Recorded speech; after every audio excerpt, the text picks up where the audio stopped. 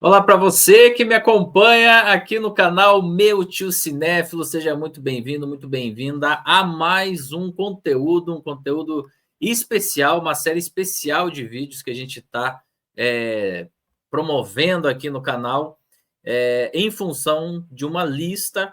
Quem me acompanha já sabe, eu já expliquei algumas vezes, mas se você está chegando aqui agora, essa série de vídeos foi criada para contemplar a famigerada lista dos melhores filmes aí do século XXI, segundo o The New York Times. No primeiro semestre, esse muito importante periódico norte-americano aí liberou uma lista de melhores filmes do século até o momento, obviamente, né, elencando aí esse primeiro quarto de século, né, na visão de um júri, né, de uma série de especialistas aí, pessoas relacionadas ao cinema que foram convidadas a fazer suas listas, acabou elencando então 100 filmes como os seus preferidos aí do século XXI até o momento. E aqui no canal eu resolvi separar os 20 primeiros dessa lista para a gente fazer uma discussão um pouco mais aprofundada e fazer também uma reflexão sobre o porquê será que esses filmes estão lá, será que de que forma cada um desses filmes marcou a sua própria época, tá justo, não tá justo, enfim, coisas que a gente ano após ano discute, né, nas temporadas de prêmios e que dessa vez a gente está fazendo aqui em relação a essa lista. Se você não me conhece, meu nome é Felipe Aureliuc, eu sou crítico de cinema, também cineasta, realizador, e fundei esse canal lá em 2017 para acompanhar a temporada de prêmios e, mais especificamente, as cerimônias do Oscar. Então, seja muito bem-vindo, se inscreva, ative o sininho com as notificações, dê like nesse vídeo e deixe as suas impressões, os seus comentários aqui embaixo sobre esse conteúdo. E para você que já me conhece, muito obrigado por estar me acompanhando, para quem deixa aí os seus comentários, para quem interage, para quem dá as suas opiniões. E, claro, se você puder, vai ser uma alegria muito grande se você também se tornar um membro exclusivo do canal. Além, obviamente, de me ajudar aqui, você também vai estar construindo mais conteúdos, trazendo mais interatividade e trazendo até sugestões para novos conteúdos a partir de agora. Então é isso, vamos começar. Para quem perdeu aí eventualmente algum dos episódios, né? Essa é uma série que a gente vai ter aí 20 episódios, né? São os 20 primeiros filmes da lista do The New York Times. A gente já tem aí uma série de episódios disponíveis aqui no canal, então acesse os nossos conteúdos e vá, né, acompanhando as demais discussões. Eu vou trazer aqui então o filme, né, o representante da lista que ficou em 12º lugar. Vamos colocar aqui na tela para vocês acompanharem. O filme de hoje, que vai ser Zona de Interesse. Ele ficou em 12º lugar, uma posição muito alta, né? Vamos combinar, né? De 100 você ficar em 12º é uma posição bem alta. Esse que foi um filme produzido pelo Reino Unido, e que é o mais recente desses filmes, desses 20 filmes aí que a gente está analisando. Então ele é de 2023, 2 anos atrás estávamos falando dele aqui nesse canal, inclusive tem uma análise até completa dele, esses vídeos análise que eu faço na época, e a gente cobriu aqui, obviamente, fez uma live sobre essa temporada aí do Oscar, aonde ele concorreu e inclusive venceu alguns prêmios. Já vou falar mais sobre isso. O diretor responsável é o Jonathan Glazer, e esse filme, apesar de ser um filme britânico, ele é totalmente falado em alemão, né? Então tem essa particularidade, falaremos também sobre isso. Um pouquinho da ficha corrida desse filme. Ele, se a gente puxar aí, né, as credenciais dele nos principais sites relacionados a cinema aqui da internet, no Rotten Tomatoes, que é um agregador da crítica, ele tem uma aprovação de 93%. No Metacritic, que é outro agregador da crítica, ele tem nota 92 numa escala de 0 a 100. E no IMDb ele tem uma nota de 7,3, que vai de 0 a 10. Essa nota do IMDb, lembrando, não é apenas de profissionais ou de críticos ou de pessoas relacionadas à indústria do cinema. Qualquer um pode chegar lá e dar o seu voto, né? Se cadastrar lá e dar seu voto. Então, muitas das vezes, o principal peso aí dessas notas do IMDb vem realmente do público. Ou seja, vemos aí claramente que a crítica é muito favorável a esse filme e o público gostou. Claro, é uma nota boa, né? Uma nota superior a 7, mas não tanto quanto os críticos. Em relação ao desempenho comercial dele, ele teve um orçamento relativamente baixo, 15 milhões de dólares, e teve como retorno nas bilheterias mais de 50 milhões de dólares, 52,6 ali aproximadamente, e praticamente tudo disso veio de fora dos Estados Unidos. Então, dentro das bilheterias norte-americanas, ele faturou apenas 16,4% desse total. Então, ou seja, é um filme que fez muito mais da sua carreira fora dos Estados Unidos, do mercado norte-americano, do que dentro. Se você pegar o ranking geral ali do ano de 2023, ele ficou na posição de número 90, né? Foi o 90º filme mais assistido daquele ano, e ele se tornou elegível naquela temporada de prêmios por ter estreado no dia 8 de dezembro de 2023. Estamos falando, claro, quando eu trago esses dados aqui, gente, eu estou falando aqui do desempenho comercial desse filme. Ele, na verdade, a primeira exibição dele foi no Festival de Cannes do ano retrasado aí, e lá, inclusive, conseguiu conquistar muita aclamação, muitos prêmios, e com isso se credenciou aí para a temporada de prêmios. E aí, para a gente mergulhar, como você já está acostumado aqui nessa dinâmica desses filmes, dessa série especial, para a gente mergulhar nessa dinâmica dessa série de vídeos, eu não vou aqui fazer análise sozinho, obviamente, sempre trago amigos, colegas aqui do YouTube ou de fora dele para me ajudar a fazer essa análise, para me ajudar a entender o porquê que esses filmes estão aqui nessa lista. E hoje, mais uma vez, eu tenho a alegria de receber ela, que já veio aqui para conversar sobre outros 2 filmes e está chegando agora para falar também sobre Zona de Interesse, ela que é também crítica de cinema e jornalista, a Aline Guevara. Tudo bem, Aline? Boa noite, bom dia ou boa tarde, dependendo do horário que o pessoal esteja assistindo. Olá, Felipe, tudo bem? Mais uma vez, uma alegria estar aqui para falar desse filme que a gente já discutiu, como você falou, eu estava aí nessa temporada de premiação junto com você para falar de Zona de Interesse, e foi um filme que impactou bastante a gente na época.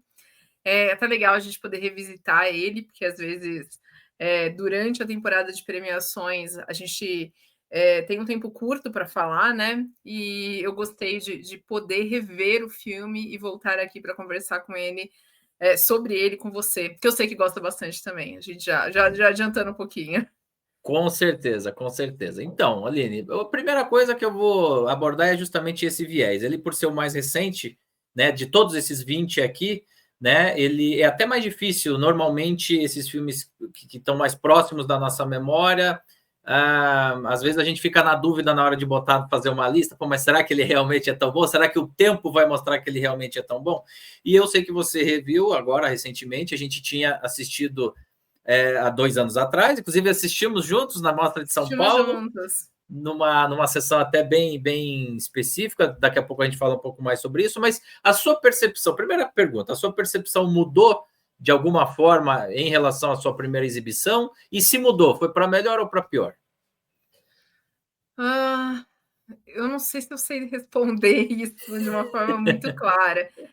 Eu acho que teve um aspecto do filme que eu acho que ficou, que eu senti da primeira vez, mas eu acho que dessa vez eu tive mais clareza para pensar que eu não gostei tanto. Mas, por outro lado, um dos aspectos que acho que são né, um dos principais do filme, e que, inclusive, se não me engano, foi premiado no Oscar por ele, o que mais pega, me impressionou mais vendo pela segunda vez, justamente por conta, talvez, da sessão inusitada que a gente teve na Mostra de São Paulo, que pode ter afetado um pouquinho a experiência, mas é isso. Por um lado, eu gostei mais de um certo aspecto, por outro, eu vi algo que eu considerei um pouco mais um problema, sei lá.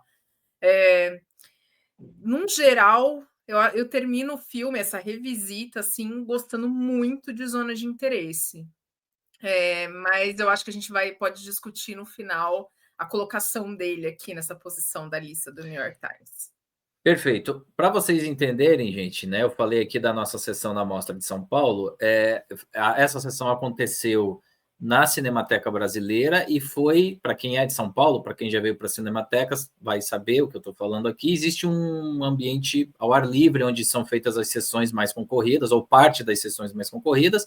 Era uma sessão super concorrida, estava absolutamente lotada a sessão, eram cadeiras bem simples, inclusive, desconfortáveis, e a gente sentou. Era um dia de muito vento, né? Tava, inclusive, chovendo, o tempo não estava favorável, estávamos cobertos pelo nomútil, porque pelo lado ali vinha um pouquinho da chuva e tal. E aí, durante a sessão, o mau tempo foi piorando, então o vento piorou, chegou a ter trovões e tudo mais, então Isso. foi sensorial, né, Foi Aline? sensorial, foi uma sessão 4D, né. E Foi. eu lembro, assim, de ver algumas coisas diferentes na tela e eu ficava assim: "Nossa, que filme experimental", assim. Eu levei alguns segundos para entender que era o vento balançando a tela ali. É. Então teve esse pequeno comprometimento da experiência, como o Felipe falou, estava ventando, estava trovejando, então eu acho que a parte sonora do filme, em alguns momentos, pode ter ficado um pouco comprometida também. Como depois, né, eu revi em casa com fone de ouvido, eu consegui isolar bem isso e eu acho que aproveitar de uma forma mais ampla aquilo que o diretor propôs no filme, né?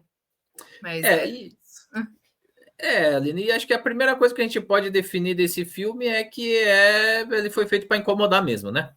Ele foi feito para incomodar. Nossa, é desagradável de assistir, é lógico. É feito para ser nesse sentido, né? E ele é desagradável, isso é muito curioso, acho que é parte da beleza, talvez, dessa obra, é no contraste, né? Porque a gente não vê nada no filme que é muito agressivo visualmente. Nós que estamos acostumados com, sei lá, cinema de Tarantino, de vários outros, né, diretores que utilizam mais de uma violência gráfica, a gente não tem essa violência aqui, é meio que a gente espera, né? Porque a gente está falando de uma história sobre o Holocausto, sobre Auschwitz, né, o campo de concentração, e nós não temos isso visualmente no filme. A gente tem a vida de uma família que mora ali do lado, nas sequências mais banais e mundanas assim do dia a dia de uma família, só que a gente ouve. Essa é a grande questão, né? Você não está vendo nada de diferente ali do que é o dia a dia de uma família, mas nós estamos o tempo todo ouvindo gritos, tiros, todo tipo de violência que está sendo infligida às pessoas ali do outro lado do muro. E isso provoca, eu acho que esse contraste provoca uma angústia talvez maior do que, não sei se maior, mas é uma grande angústia da gente sabe o que está acontecendo ali e a câmera escolheu mostrar o outro lado do muro. Pois é, eu acho que isso aí incomoda demais, porque, como você falou, né? Você tem ali crianças, você tem um jardim, você tem flores, você tem as Cachorro, senhoras né? ali, cachorro, as mulheres ali, né? Cuidando ali do dia a dia, e de repente, do outro lado, você tem o barulho de uma caldeira, que a gente sabe o que está acontecendo ali, né? A gente tem, de repente, esses tiros lá longe, assim, você... Puta, tá tendo uns tiros, assim, você sabe, a gente hoje sabe, né, o que são esses tiros. E, ok, a vida segue. Então, a indiferença é acho que o elemento mais cruel, né? Porque eu acho que talvez pior do que você ser uma pessoa desagradável é você ser indiferente ao horror que acontece ali, né? Você não está nem aí para o que está acontecendo ali. Então, é a perda total da humanidade, né? Eu acho que esse é o filme que melhor consegue expor isso sem precisar recorrer à violência gráfica explícita, né? Exato. E eles põem uma verdade muito inconveniente também, né? Porque quando a gente pensa nessas pessoas por trás de campos de concentração, a gente pensa, sei lá, no personagem do Ralph Fiennes e a Lista de Schindler. Um cara, assim, muito mal, violento, extremo. Não um pai de família normal, no dia a dia, que cuida bem dos filhos, que gosta de cachorro, sabe? Pois é. E ver isso, né? Ah, é uma mulher que gosta de cuidar do jardim, entendeu? Crianças que estão ali rodeando. Então, ver isso e pensar, não é eles. São eles que estão ali por trás. E no começo do filme, eu não sei se você se lembra dessa percepção, eu tive isso quando eu vi pela primeira vez, e eu revisitei essa sensação enquanto eu estava revendo. Mas quando a gente começa a assistir, a gente fala, tá, o pai sabe, o pai é o comandante, então ele sabe, mas será que essas outras pessoas sabem também? A esposa sabe? As mulheres que trabalham ali, elas porque a gente ainda não tem também tanta noção de espaço, né? Mas você fica pensando, aquelas crianças, elas têm noção? E ao longo do filme você vai percebendo que todos eles têm noção. Pode ser que talvez as crianças mais pequenas não entendam completamente, mas elas percebem que está acontecendo alguma coisa ali do outro lado. E elas continuam vivendo a vida normal delas ali, né? Então, essa percepção de que eles entendem também é outra ficha que vai caindo e que vai te deixando amargo, né? Tipo, é É. isso. São pessoas comuns, mas que estão ali indiferentes àquelas condições. E elas escutam o tempo todo. Não é como se elas pudessem ignorar, né? E isso, inclusive, deixa até mais forte a analogia que, no fundo, esse filme provoca, que é, às vezes, o mal está do nosso lado, está convivendo com a gente está cruzando com ele na nossa frente e, aparentemente, a gente não reconhece ele de cara, né? Sim. Imediatamente. No fundo, é isso. E olha só que legal. Legal no sentido da construção, obviamente, narrativa do filme.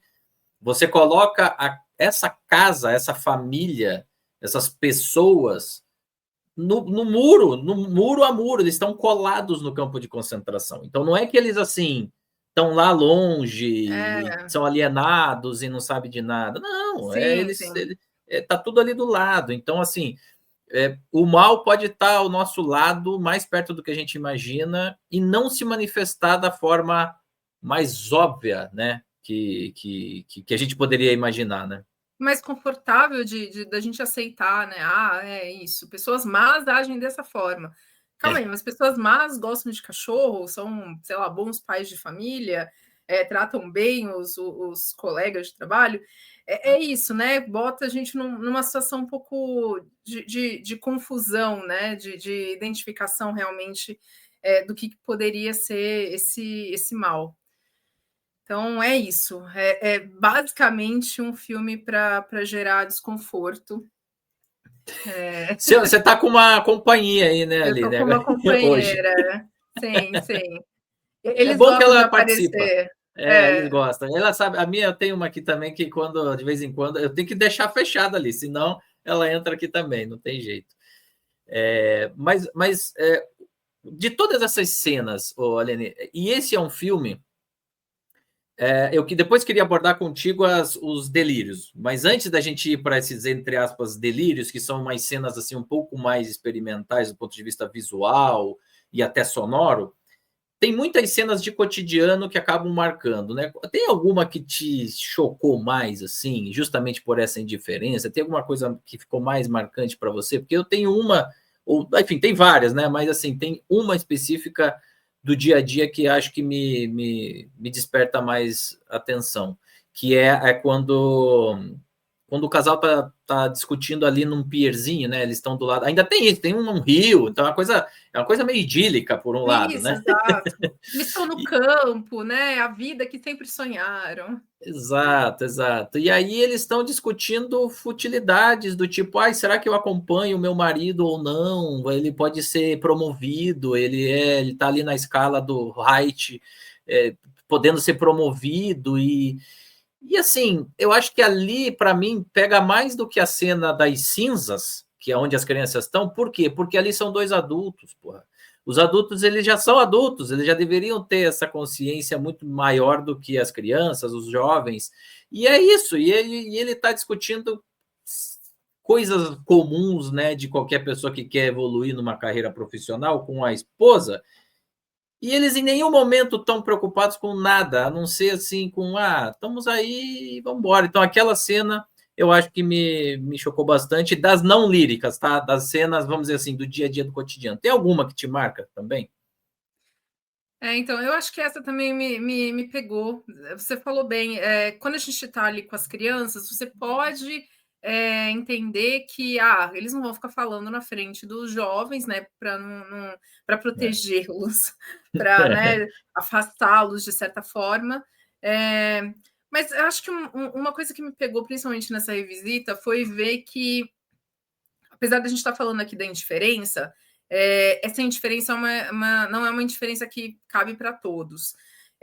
Você vê inicialmente, né, que aparece que todos ali naquele cotidiano, atmosfera familiar, estão ignorando, mas você começa a ver que, por exemplo, as mulheres que trabalham na casa, uma delas bebe muito quando ela vai dormir. Uma outra, né, uma mais nova, assim, ela acaba sendo bastante judiada pela esposa, né, do comandante. Não vou lembrar o nome de ninguém agora, em Sim, alemão. mais difícil. Mas a mãe da esposa, ela vai visitar, né, a filha, e ela até começa a falar, ai, como essa casa é bonita, né? Só que vai chegando a noite e ela vai não só ouvindo os gritos, talvez, né? Justamente porque fica mais silencioso, mas ela vai vendo as fornalhas e o fogo. E aí chega um momento do filme que a mãe simplesmente vai embora, e aí a filha depois pega uma carta, e você vê que assim as pessoas, principalmente acho que no período noturno, que elas já pararam com seus afazeres e talvez teoricamente a casa está mais silenciosa, elas percebem ainda mais. Então, não é que ninguém está indiferente, né? Que todo mundo está indiferente. Mas, enquanto tá todo mundo nesse sofrimento, talvez mais interno ali, a mulher, né, que é interpretada brilhantemente pela Sandra Hiller de novo, tá dormindo numa paz. É verdade. Assim, que é inacreditável. É isso, né? A mente dela tá absolutamente tranquila. Enquanto outras pessoas, mesmo pessoas assim que a mãe, né, fala uma hora, talvez uma conhecida esteja ali e tal, você vê que ela não parece ter muita empatia, mas mesmo ela se incomoda, e a personagem da Sandra Hiller é isso, dorme com a cabeça, né, tá ali com a cabeça no travesseiro, totalmente tranquila. É absolutamente chocante isso. Com certeza. Aline, você acha que o fato dele ter sido rodado em alemão faz a gente, né, faz a coisa ficar ainda mais crua? Porque, afinal de contas, estamos falando aqui de alemães enfim, que foi o berço ali né, desse regime, né? É um filme britânico, porém falado em alemão por escolha ali artística, e eu acho que foi brilhante ter mantido esse fato aqui. Pode parecer uma coisa menor, mas eu juro para você que eu acho que se fosse em inglês, não sei se o impacto teria sido o mesmo. O que você acha? Eu concordo. Eu não sei, a gente está tão acostumado a ver filmes falados em inglês que se passam em tantos lugares do mundo, mas eu acho que em 2023, 2025, a gente tem um outro discernimento sobre esse tipo de obra, né? E é isso, ter eles ali, atores alemães, né, falando alemão, acho que talvez se fosse o inglês a gente pudesse ter uma quebra de imersão naquela história que com o filme todo em alemão a gente não tem. Então, eu não sei se a escolha foi para aproximar nesse sentido, mas evita, talvez, problemas que pudessem vir, né, questionamentos que pudessem vir depois, em 2023. Acho que a gente, talvez, com uma opinião mais crítica em relação a tudo que se passa em vários lugares do mundo, tudo falado em inglês, né, todos os personagens falando inglês. Perfeito. E em relação a essas digressões poéticas audiovisuais que o filme propõe, porque ao longo aí da narrativa a gente tem ali trechos onde a fotografia ela não é não é naturalista, né? Ela vai ali para estourar cores, para deixar tudo ainda mais sombrio, para a gente ter uma perspectiva diferente ali, né, do que está brilhando, do que não está brilhando. Você tem o som, obviamente, mas o som a gente podia falar um pouco depois. Mas o que é aquilo, né? Aquelas frutas, para você, o que significa essas digressões narrativas aí que o Glazer insere aí ao longo da narrativa? Você sabe que eu acho que foi uma das coisas que mais me deixou pensativa quando eu vi pela primeira vez e quando eu tô vendo pela segunda, porque vendo pela segunda vez eu ainda tento interpretar assim, o que significa. Parece que a gente está vendo uma imagem num negativo, né? Exato. E aí você está vendo aquela criança que está espalhando as frutas ali, talvez pelas margens, né, do centro do campo de concentração. E a gente entende por uma sequência que a gente ouve depois que acho que as pessoas que estão aprisionadas ali tentam pegar a fruta, né? E são surpreendidas pelos guardas e acabam executadas. Então, quer dizer, acho que era uma criança que estava tentando ajudar. Se por ter alguma similaridade, né, por ser judia ou simplesmente por ter empatia, né, por aquelas pessoas e estar ali tentando fazer alguma diferença, a gente não descobre, né? Mas eu acho que sobre a experimentação, né, visual disso, eu acho que tem um pouco a ver com a escolha até do título, né? Do que o Glazer decide filmar. A gente tem aqui zona de interesse. Qual que é a zona de interesse dessa narrativa, né? Para onde essa câmera está focada? Para aquela família. Para pessoas que, na verdade, a gente não costuma ter em foco quando a gente acompanha histórias sobre o Holocausto. É isso de que destoa o filme, né? Você tem essa câmera deslocada para esse grupo de pessoas que normalmente a gente não olha, ou pelo menos a gente não olha sob essa perspectiva. E aí, quando a gente olha para uma perspectiva, vamos lá, heroína da história, a gente tem essa imagem oposta, né? Que você tira a cor, você tira tudo, a gente não consegue reconhecer ali. Eu acho que vai um pouco nesse sentido de repente, a câmera ela tá virada para o lado oposto e a gente vê ela literalmente ao contrário, assim. Mas eu confesso que eu não sei se eu estou totalmente satisfeito com essa minha teoria. Com a sua tese. Eu diria, Yaline, que assim, obviamente que eu vejo aqui dois usos para isso. O primeiro é realmente provocar a plateia, obviamente fazer com que você saia da sua zona de conforto, porque a primeira coisa que a gente falou aqui hoje é um filme difícil de se assistir, não pela falta de qualidade, mas porque ele é muito incômodo pelo ponto de vista temático e também por esse ponto de vista. Né? Porque é isso, começa a aparecer aquilo ali, parece um negativo, mas gente, o que é isso? Não é bonito, não é. Parece que não tem uma função narrativa.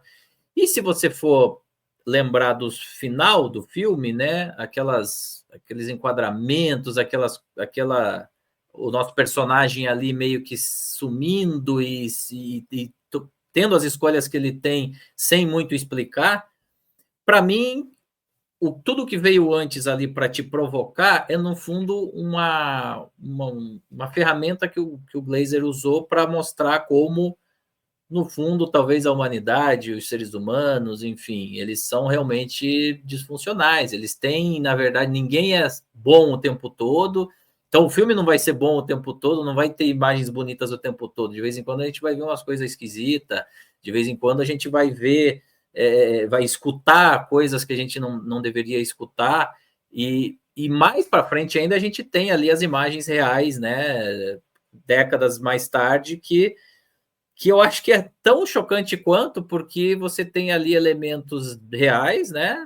Na verdade, artefatos históricos de quem efetivamente viveu aquilo lá, sendo expostos ali no museu, para as pessoas irem lá visitarem, assim como aquela família ali via aquilo ali, ou via, ou convivia com aquilo ali, e tudo bem.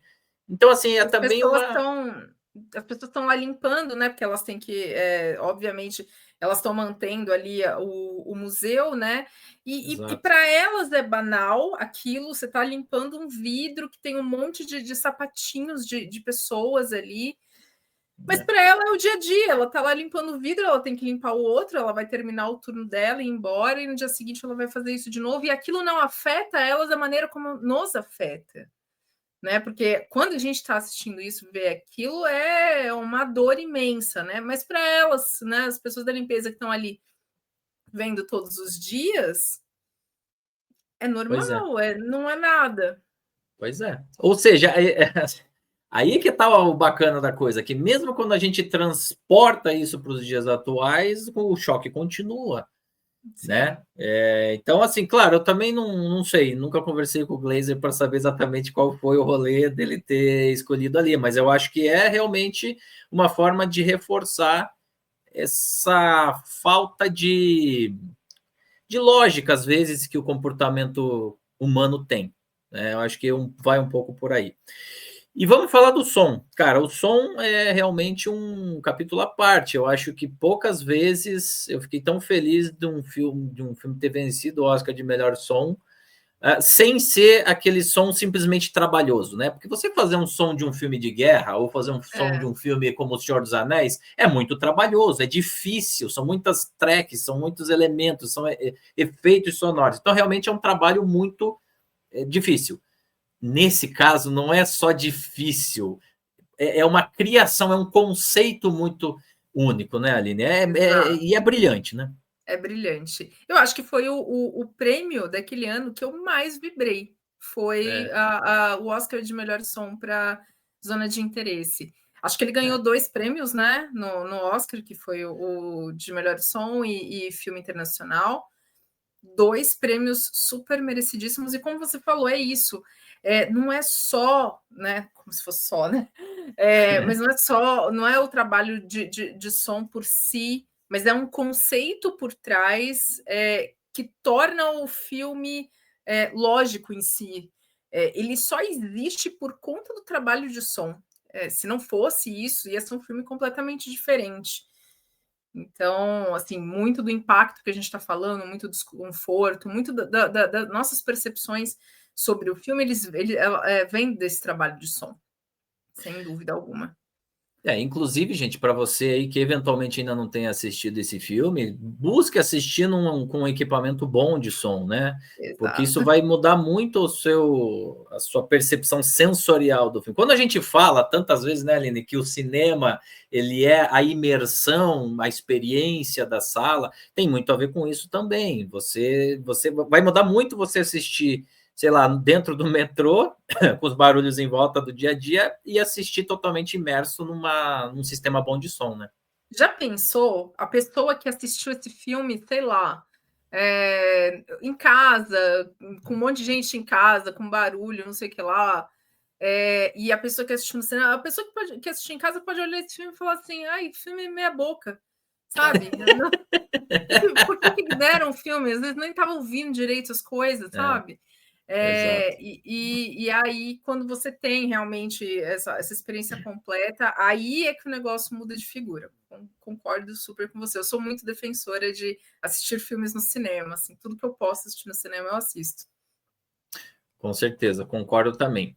Aline, e em relação ao nosso diretor, né? O Glazer, o Jonathan Glazer, ele é britânico, né, de nascimento, e ele fez aí alguns filmes antes desse que tiveram aí uma repercussão aí, né? Então a gente teve ali o Sob a Pele, teve o Reencarnação mais lá atrás, bem lá atrás, Sexy Beast ainda mais lá atrás. Mas, assim, acredito que nenhum deles chegue nem perto, né, do Zona de Interesse. Eu acho que esse aí realmente, pelo menos da filmografia mais recente dele, é o melhor disparado. Como que você avalia as escolhas dele, principalmente de arco, porque quando começa a gente não sabe direito para onde vai, né? Ah, a família ali e tal. E aí você fica nessa, né? Praticamente o filme inteiro, né? Você vai entendendo ali aquele dia a dia, mas você fica ali, o que vai ser, o que não vai ser. Não é um filme tão longo, ele tem 1h45, né? Não chega a ter 2 horas, mas tem que ser muito habilidoso para manter a nossa atenção numa história que é isso, no fundo, é uma coisa que a gente se apega muito mais à indiferença e ao terror daquilo ali do que necessariamente, vamos ver se o personagem A vai pegar o B ou vai fugir do C ou não sei o quê. Então, como é que você lê a habilidade dele de conseguir levar uma história tão difícil aí por quase 2 horas? Eu confesso que conheço pouco dos trabalhos anteriores do Glazer, eu tenho vontade de conhecer justamente por admirar o que ele fez aqui em Zona de Interesse. Eu acho que, antes de eu falar dos arcos, eu queria apontar uma coisa que me chama atenção Claro. no filme, a maneira como ele sempre filma esses personagens quase sempre à distância, né? A gente não tem essa câmera se aproximando deles, dos rostos deles. A gente sempre vê a câmera aberta, né? No espaço ali. A maior parte do tempo a gente tem essa história se passando na casa deles. E o Glazer ele é muito habilidoso mesmo, de sempre pegar tomadas que, mesmo que a gente não veja o fundo ali, o muro, às vezes você pega uma tomada do jardim que você tá lá, o jardim inteiro, a esposa tá lá, tá mostrando as flores para o bebezinho, e você tá vendo uma pontinha no canto da tela ali do muro. Ou então, né, quando a gente está realmente no jardim, a gente pega na lateral, que você pega a piscina, você está vendo embaixo todo o jardim, né, o lugar onde eles confraternizam, e em cima toda a parte ali do campo de concentração. Muitas vezes vem ali um trem, né, ou alguma coisa ali com uma fumaça passando, e esses planos abertos eles permitem que você nunca perca totalmente a dimensão daquilo, né? Ao mesmo tempo que eu acho que ele também faz isso para nos afastar dos personagens. Eles são sim mostrados como seres humanos comuns, ao mesmo tempo que de uma forma eficiente, ele nunca nos aproxima deles, né? Ele mantém essa distância dos personagens, e eu acho que isso está corretíssimo. A gente não tem que se aproximar deles, a gente não tem que sentir empatia por eles, ainda que a gente consiga entender a humanidade deles ali, né? Não a humanidade, mas assim, o quanto eles são comuns, o quanto eles são banais mesmo. Então, eu gosto muito dessa decisão do Glazer, e eu lembro que na época do Oscar eu cheguei a pesquisar um pouquinho sobre isso, e não tinha cinegrafista em muitas das tomadas. Então, ele deixava a câmera fixa ali, e os personagens interagiam, às vezes, com nada mesmo.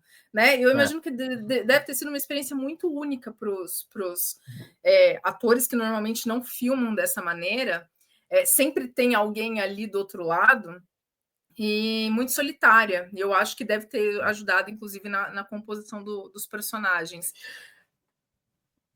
E uma parte do. Não, eu ia aproveitar para falar, Aline, já que você está falando nisso, ele teve uma parte das imagens, né, das gravações, que foi feita meio que numa espécie de BBB, assim. Ele jogou várias câmeras rodando simultaneamente lá, paradas fixas, gente, vão convivendo aí, né? Não finjam que não existe isso aqui, para deixar ainda mais natural, para deixar ainda menos encenado, menos artificial ali as ações do dia a dia. Então, realmente teve também uma questão de técnica, né, de implementação de técnicas diferentes para poder, né, captar as imagens ali do roteiro. Exato. E você falou sobre a questão dos arcos dos personagens, né? É isso. Uma primeira impressão assim é que não existe uma progressão muito clara, né? Eles vivendo o dia a dia. Eu acho que a questão do arco está muito mais em torno do personagem do comandante. A gente tem alguns momentos de outros personagens, e a esposa, né, que está ali muito, muito satisfeita na posição que ela está.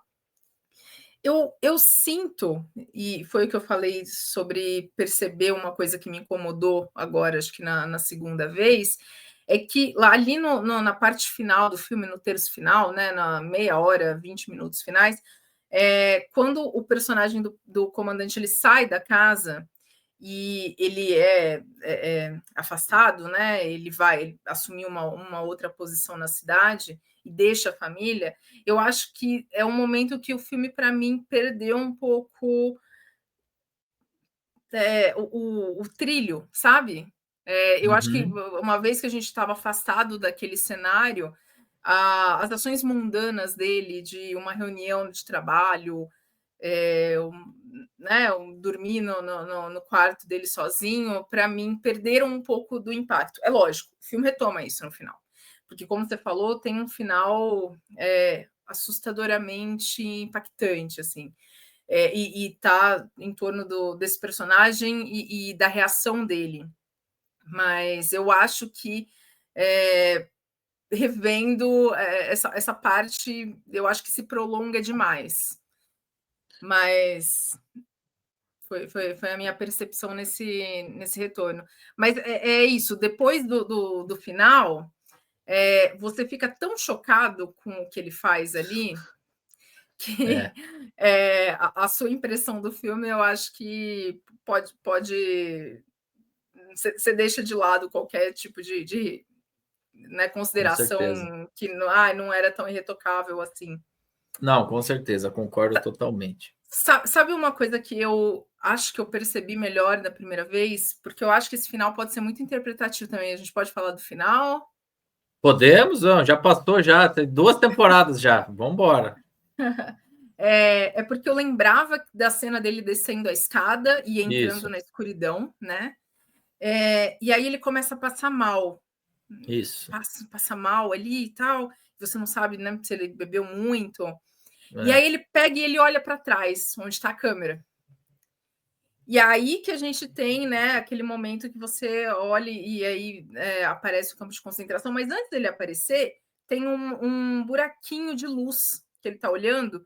E aí, a primeira vez que a gente olha aquilo, a minha impressão parece a luz da câmera que está apontando para ele. Então, existe uma brincadeira de quebra de quarta parede ali, né? De realmente acabou a ilusão naquele momento, e literalmente acabou a ilusão, porque o Glazer ele puxa a gente para fora e leva a sim. gente para aquele campo de concentração contemporâneo, né? E eu não lembrava que voltava essa parte de voltar para o comandante, porque aí volta, ele está olhando de novo. E aí ele para de passar mal e ele continua descendo as escadas cada vez mais na escuridão.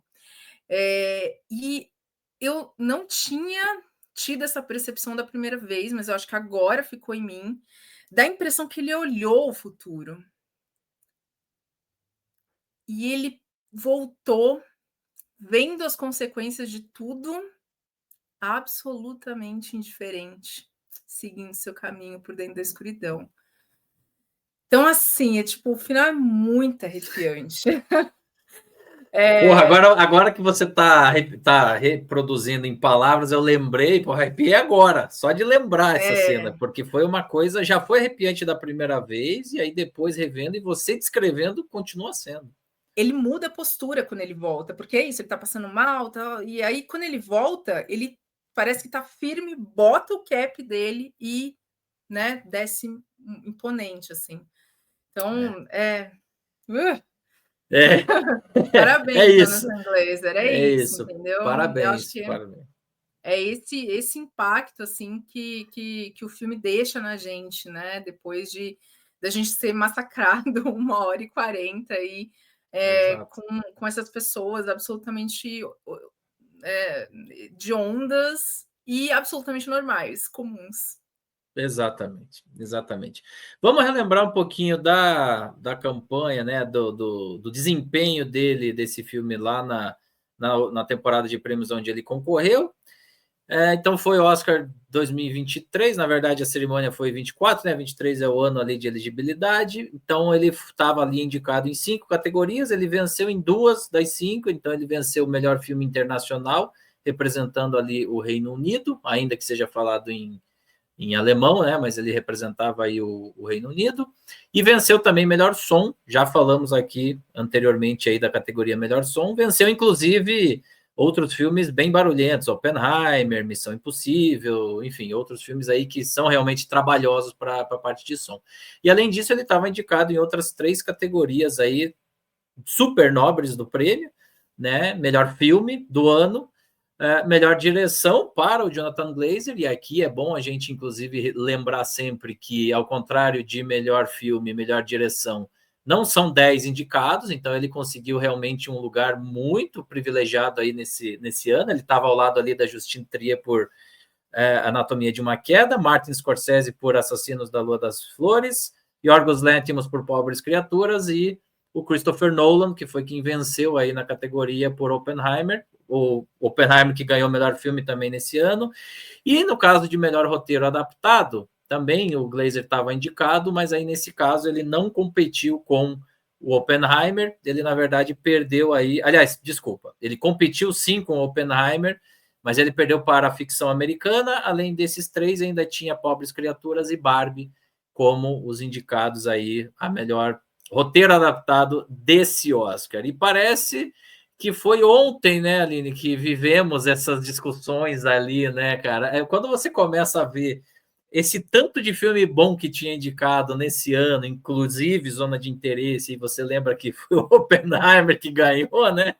Dá um certo, né? Dá uma certa quentura nas ideias, né? Como é que você vê? Não faz tanto tempo, né, Aline? Mas como é que você vê hoje? Não dá para mudar de ideia, né, nesse sentido. Não, não, só fica cada vez mais claro, assim, um absurdo. Não, eu entendo que Oppenheimer é um bom filme, eu não sou, né, Hater, né? hater de Oppenheimer, eu acho um bom filme, só que tinha muito filme bom, mas muito filme bom, em Zona de Muito. Interesse era um deles. Agora, pensando em que ele perdeu a direção pro Nolan ali, tudo bem, Nolan fez aquela bomba explodir, entendemos que foi bom, mas olha o nível da complexidade da direção do Glazer nesse sentido, de criar essa peça dramática, né? Eu estou pensando nesse final e nessa maneira como ele teve de mostrar isso para a gente, tipo, caraca, desculpa, não tem bomba atômica explodindo na minha cara que ultrapasse isso, não. Mas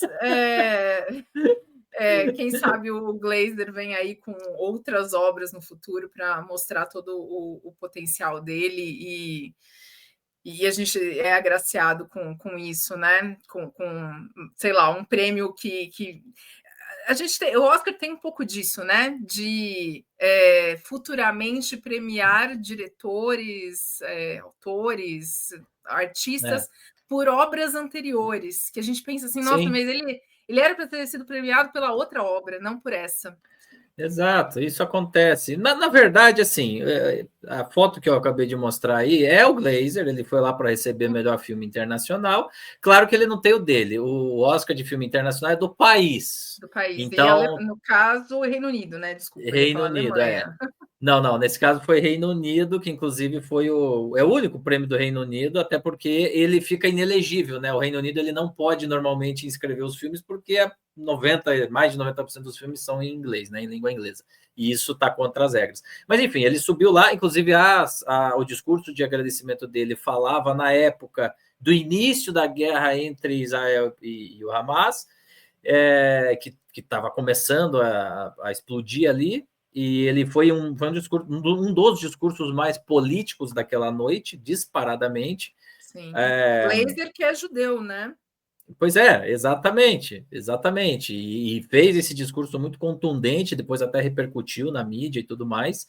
E eu acho assim, olhando hoje, né? Não faz tanto tempo, foram só 2 temporadas para trás, mas assim, olhando hoje, eu sempre gosto de lembrar dessa temporada aí, 23, 24, como essa temporada que tinha filme de, assim, muitos filmes muito bons para pouco espaço para poder reconhecer com justiça a todos eles.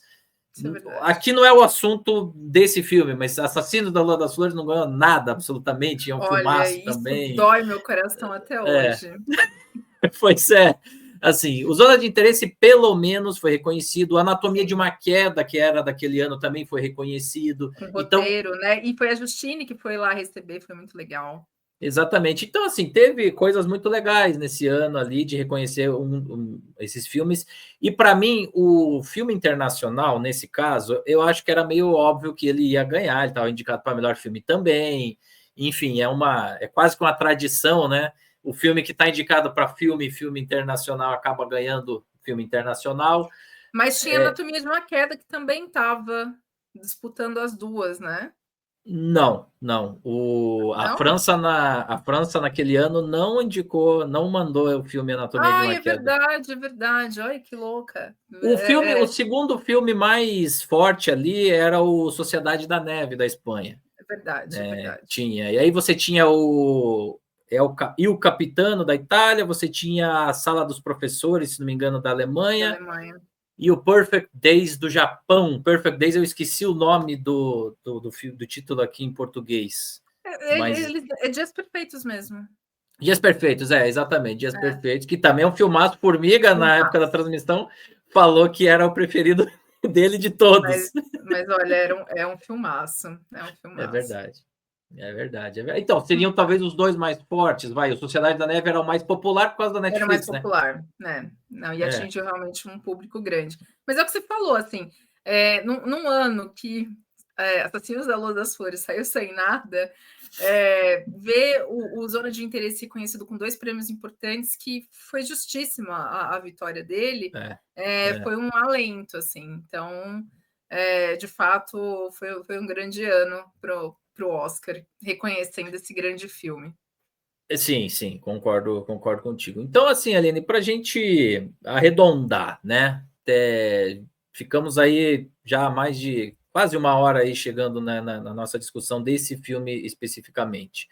É, acho que dá para dizer, né, que independe o ano de lançamento, mas a, o fato dele ser tão incomum do ponto de vista temático e narrativo, temático, entendam, gente, não é que filme de Holocausto não é comum, é muito comum, a gente já teve, assim, centenas ao longo da história, mas através dessa abordagem, não, né? Sim. Eu acho que talvez esse seja um dos grandes méritos também, Aline, o fato dele abordar um tema super batido, super, assim, já refeito e reciclado infinitas vezes. E aí o que você falou, você vai de Glazer a Spielberg, que, enfim, são duas abordagens diametralmente opostas, mas ele conseguiu encontrar uma forma de trazer isso e chocar e incomodar e fazer uma obra de altíssima complexidade para realizar, mas altíssimo impacto também. E eu acho, inclusive, que ele venceu lá o Grand Prix em Cannes, não foi a Palma de Ouro, né? Foi o segundo prêmio mais importante ali daquele ano lá em Cannes, mas ali ele já se credenciou definitivamente para poder seguir essa carreira, e eu acho que fez isso com todos os méritos possíveis, e eu acho que quem não assistiu, principalmente os cinéfilos aí, quem gosta mesmo do filme, olha, é realmente um filme que eu recomendo para todo mundo, porque é muito fora da curva, assim, né? O que você acha? Você falou sobre a gente ter muitos filmes, né, de Holocausto, e ele se vale disso também, né, de todo o conhecimento que a gente já tem sobre, justamente para fortalecer o filme. Ele parece ser um filme, tipo, além mesmo do que a gente tem normalmente. Ele utiliza esse conhecimento que ele sabe que a gente tem para causar ainda mais impacto. A gente sabe o que significam tiros, a gente sabe o que significa um som de caldeira, né? A gente sabe o que significa uma coisa estranha no rio. E isso vai alavancando o nosso terror assistindo. É muito impressionante o que o Glazer fez aqui. Eu acho que é o que você disse. A temática é forte, a temática, infelizmente, continua forte, presente, E eu acho que é esse tipo de debate que ele traz aqui, que ele traz no filme, que ele traz nos discursos dele. E é isso, é um filme muito fora do comum, com um impacto gigantesco, e sobre um tema que, infelizmente, continua às nossas voltas, né? Profundamente humano, infelizmente. Mas eu também acho que é aquele tipo de filme que você não viu ainda, cara, precisa assistir. A gente vai ter uma certa dificuldade, talvez, de analisar esse impacto no momento. Eu sei que você vai me perguntar se a gente mantém ele na lista, mas assim, 2 anos depois de assistir, eu acho que, né, ele continua muito forte em mim. E Sim. eu acredito que ele vai continuar forte por muitos anos. Eu acho que esse é um dos que possivelmente, quando tiver a lista dos 50, dos 50 primeiros anos do século XXI, ou quando for lá no século XXII que o pessoal estiver fazendo a listinha, tem boas chances dele estar. Assim, claro que tem muito tempo até lá, né, gente? Ainda falta 3/4 de século para a gente completar esse século, né? Não sei nem, acho que a gente não vai durar até lá, não. Não sei, não Sei sei. também. Mas enfim, mas eu acho que é um título que realmente ele tem esse poder de perdurar durante um tempo maior. Ele assim, ele é bem marcante mesmo, né? Ele é bem diferente, e é um diferente, não é só um diferente do tipo assim, o diretor tá querendo aparecer, ele quer mostrar como ele sabe lidar com a câmera, como ele é um bom diretor. Não, ele mexe com a gente pela questão humana, pela questão do ser humano, do comportamento humano, e nós, como seres sociais, acabamos nos afetando bastante por isso. Né? Não é só uma questão artística, cinematográfica, é também uma questão humanitária. E eu acho que é isso aí que faz esse filme ter o potencial de perdurar durante mais tempo, sabia? Eu também acho. Inclusive, eu não consigo ver ele tão presente assim, porque às vezes parece que quando o diretor quer aparecer, você está vendo ele mexendo na câmera, você está vendo ele É, fazer alguma coisa, e eu não sinto isso nesse filme, porque eu acho que a técnica dele não se sobrepõe ao filme em nenhuma maneira. perfeito. Concordo contigo, Aline. E uma coisa para a gente arrematar, já que a gente citou aqui brevemente aquela temporada como um todo, né? Foi uma temporada que a gente, especificamente aqui no canal, teve uma transmissão diferente, grande, num lugar grande, tudo grande, tudo no nível Oppenheimer. E é engraçado que o Oppenheimer, que foi o que venceu, né, ele também exigia do seu espectador uma imersão, né? Ou pelo menos o Nolan falava que a gente tinha que ir lá no IMAX para assistir, né? Exato. E aí é uma coisa que vou fazer essa provocação aqui no final, comparando os dois. Sim, existe uma imersão no caso lá da bomba do Nolan. E de fato, você assistir lá no IMAX, você tem ali um impacto bem grande, né? Um filme feito para telas gigantescas. Mas a imersão da zona de interesse é muito mais. A bomba que não explode em zona de interesse afeta muito mais a gente como espectador do que a bomba que explode em Oppenheimer. Eu acho que parece que Oppenheimer ele nos afeta e ele busca essa imersão pela técnica, né? Você Sim, fica imerso naquilo mais pelo que o Nolan consegue fazer do que propriamente pelo que o filme está contando. é, E o que a gente tem em zona de interesse a gente fica imerso nisso, é, pelo absurdo, pelo horror, pela sua incredulidade assim nessa história, nesses personagens, mas é aquilo que eu acabei de falar, a técnica não se sobrepõe ao filme, não se sobrepõe àquilo que ele quer contar, diferente do que acontece em Oppenheimer. Ambos mantêm a tua imersão, mas no nível humano você se conecta muito mais com zona de interesse, pelo menos foi o que aconteceu comigo. perfeito. Gente, então é isso. Se você eventualmente deu bobeira aí, deixou passar a zona de interesse aí na temporada retrasada, Volte. Inclusive, já que é um filme que a gente cobriu aqui de forma bastante ostensiva, gente, todo o acervo da temporada retrasada está disponível aqui para você assistir. As lives que a gente fez das cerimônias antes do Oscar, a própria cobertura do Oscar, tem a análise completa do filme Zona de Interesse.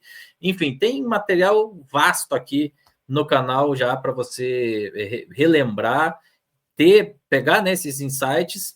E, obviamente, mas mais importante do que tudo isso é você assistir, tirar suas próprias conclusões. Deixe aí embaixo o seu comentário sobre Zona de Interesse. Se você reassistiu em função da lista do New York Times ou em função dessa série de vídeos que a gente está fazendo aqui, deixe aí o seu comentário sobre o que você acha desse filme.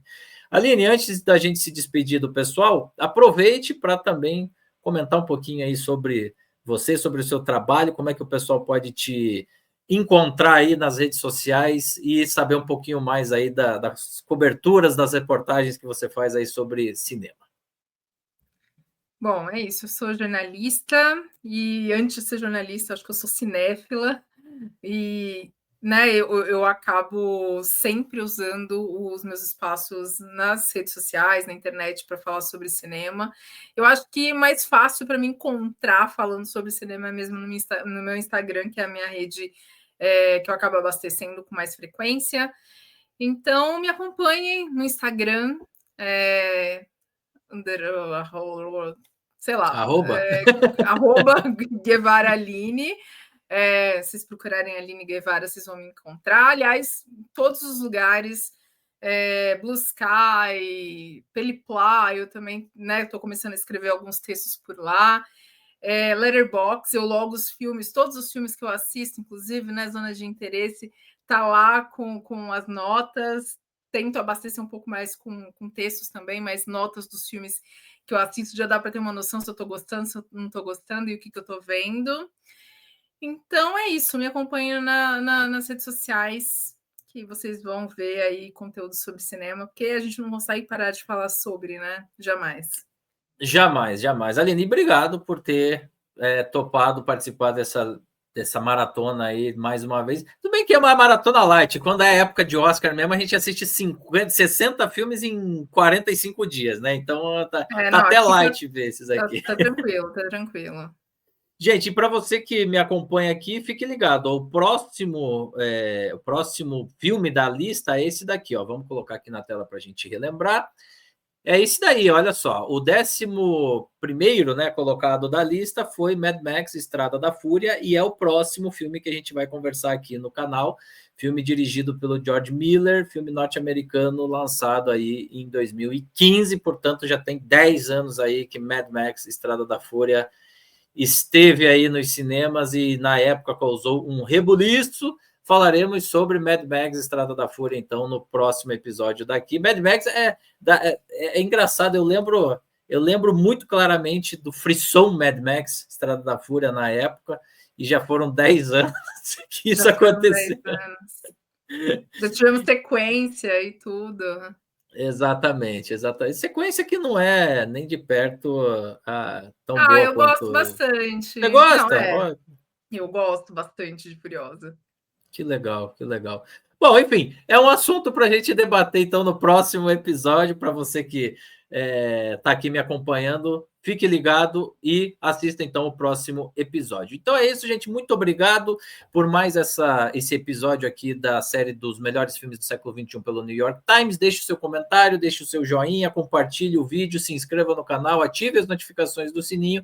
E se você já é um inscrito aqui, vai ser muito bacana também se você puder virar um membro do canal. Obrigado mais uma vez, Aline. Obrigado a você. A gente volta, então, para o próximo conteúdo aqui do canal. Forte abraço e até a próxima. Tchau. Tchau, tchau.